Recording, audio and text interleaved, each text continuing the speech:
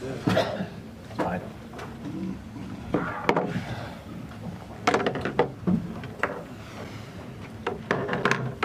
Evening. Run a bit late, so I'd like to go first. No?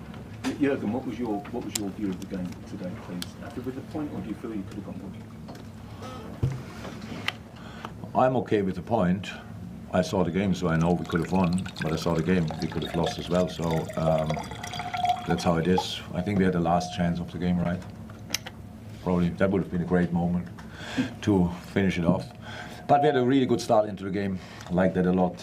Everything was there, what we were working on. Scored 2 wonderful goals, one disallowed for offside. Was really close. The build-up to that goal was anyway absolutely top class. But then we opened the door for Chelsea. With we lost the ball in 1 or 2 situations, which was unnecessary. And around I think the second goal was after set piece. I don't know what I was sure. So like the other goal when we won the ball, we had the ball, and then we didn't clear it enough. So, but it was offside as well. So, but obviously Chelsea was then better in the game, and was an open game then. And second half, with the crowd and all these things, we had to dig really deep and fight hard. And in the end, we got a point, and that's okay.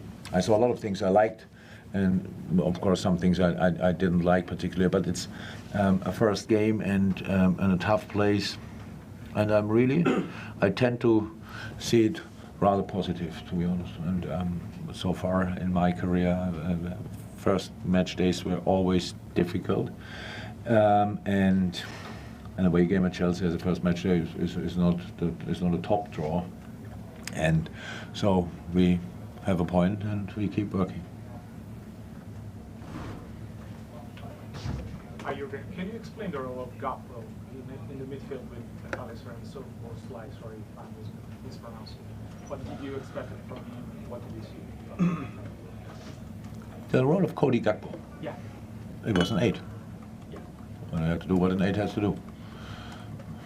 You want more detailed explanation of what? It's like he's not used to that role. So. Oh, he is. He played that pretty much all preseason.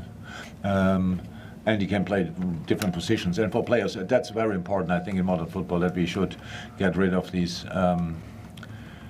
When we decided that everybody can have his own number on the back, then the 2 was not a 2 anymore, and the 6 was not a 6 anymore, so you can be a striker and have a 6. So that was the first step in the right direction. And now I think modern football is like that players can play different positions. And Dom Soboslai didn't play the position in his former club as well. Played there more from the wing, defensively especially. Offensively it was more half space. So the role suits him, definitely. He is for us super important. I think today you could see the first game of this preseason, a lot of spaces to cover, gaps to close. And that was actually our problem in the game, that we tried to close the gaps by dropping instead of by stepping in, what we did in the beginning. And then they could find Sterling between the lines. Then James was all of a sudden in the game. Chilwell better in the game with these things, and that we should have solved it better. But the best way to avoid these kind of things is obviously controlling the game. What we could have done, because always when we did that, when we passed in the right moment, when we kept the ball in the right moment, then we created 1-1 situations on the wing. So that this was really tricky for Chelsea to deal with, and so yeah. How's that? It's the first game, not the last. So we have a lot of things to improve, no doubt about that. But I saw already a good basis. Okay.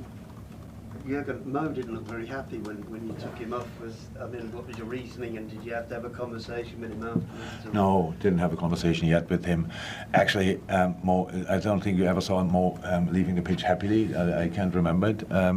That's okay. That's absolutely okay. And today, obviously, I think I didn't think in that moment about it. I didn't even know about it. And that if he would have scored in that game, it would have not been all-time record or whatever. So I understand his disappointment, but I'm the manager of the whole team. And in that moment, we needed fresh legs. I think that made really sense for us, and it's never anything to do with Mo or whatever or against him. Of course not. 99% of the things we achieved, we achieved because of him or with him, and and that he's not happy is clear. I understand that, and that's no problem. There's been a lot of criticism of players for wasting time, and that's supposedly why stoppage time is so long now. But it seemed to me that all the stoppage time today was for the officials taking centre stage, VAR, making decisions on threads of offside, which isn't what offside is about and never was. And it seems to me that the game's more about the officials and the players. Discuss. Oh, thank you very much. You bring me in a position. So, oh my God, you might write your article without anything from me, but I didn't see it that way today. So it's absolutely clear. I think last season was some teams stretched it, so definitely, and we are not one of these teams. We never were, and I knew we will get a yellow card, well, probably the first yellow card for time wasting with a throw-in. So like when Trent is looking for a player, when he tries to find a player, this is a tactical thing. They cannot just take the ball and throw it. This is a tactical thing. It's like Brentford. If you take the stoppage time for Brentford, when they take a free kick, for example, that takes ages because they have 500 routines. They need to clarify first and foremost which one they take. The corner's the same. Nobody would think about their giving them a yellow card, and his throw-ins is the same. So maybe we have to clarify that a little bit. But besides that, I think too many teams, I'm not sure how to, stretched it just, they did it too obvious. And that's why everybody thinks we should watch a bit more football. And so I don't know exactly what's the net ball in play time was today. But that's how it is now. It was not a problem today, to be honest, for me. In the end, was it first half 6 or 8 minutes even, first half, because of the VAR's decisions, and second half 5, I think. That's a lot, but this is a time where we do it, try to sort it like that. I'm not sure that will last forever, but for the moment it's like that and we have to deal with it. Last couple over here, then we have to go. A lot of Chelsea and Liverpool fans talking before the game about transfer window, Caicedo and Lavia. It seems that both clubs are interested. Is there anything you can say to enlighten people on what may or may not happen? Where's the camera? No. You still need more players? Pochettino said he wants more players. Oh. Yeah, obviously that's what each Chelsea manager wants, and usually they get it. So, yeah. I don't know, I have nothing to say about that, to be honest. So, sorry.